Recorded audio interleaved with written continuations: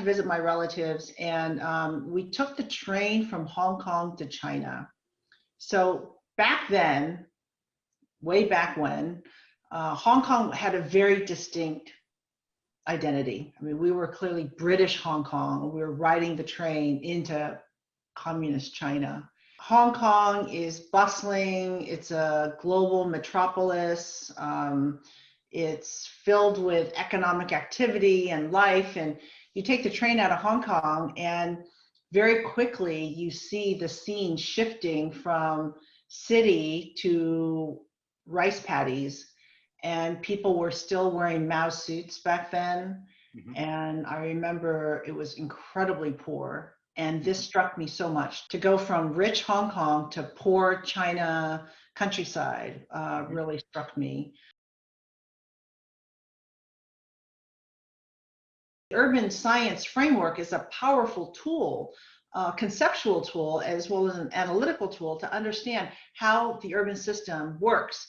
And so it brings together a number of allied traditional urban fields like urban planning and geography and engineering and design and energy studies.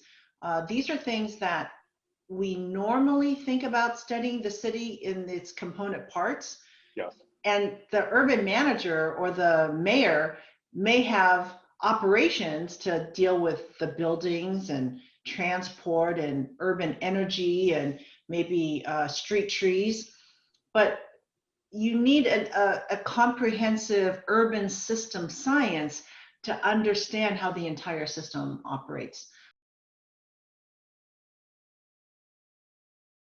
Urban areas are much warmer, significantly warmer than the surrounding landscapes. Mm-hmm. And this phenomenon is most pronounced in the evenings.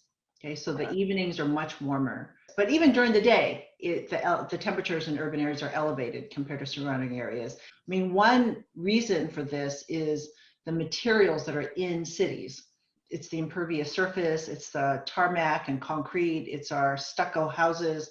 These trap heat. And so during the day, they trap heat. At night, they slowly release the heat that they trap. The other reason why we have the urban heat island effect is that cities use energy. So there's human sources of heat. You think of air conditioners, or one of the biggest sources is cars. Right. So they generate a lot of heat. We look at how urban expansion will affect the urban heat island. The principal finding of that analysis is that we're expected to see an increase in temperatures on average of 0.5 degrees Celsius, but in some places up to 3 degrees Celsius. Some of the easiest ways to adapt to the elevated temperatures is planting trees. That's also another way to mitigate the urban heat island. And so what we're going to see with the urban heat island is these local climate effects are actually going to exacerbate and compound the global effects of greenhouse gas emissions.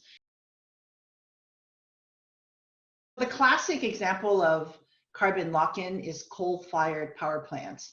They last 40 to 50 years. They cost a lot of money. They lock us into carbon, fossil fuel-based futures. You mentioned initial conditions. I mean, this is really, really, really important in the context of cities.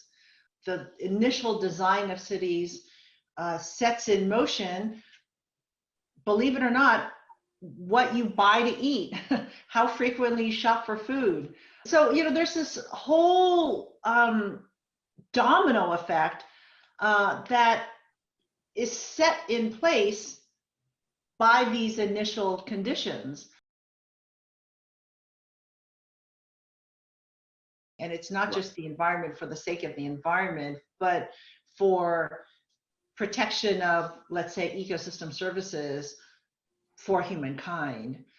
There's a growing literature that shows that the design of our cities has a clear link to human health. Cities that are designed around the car people are much less mobile. their heart disease and other non-communicable diseases increase, right? So the natural environment, the built environment, and our well-being are clearly all intertwined.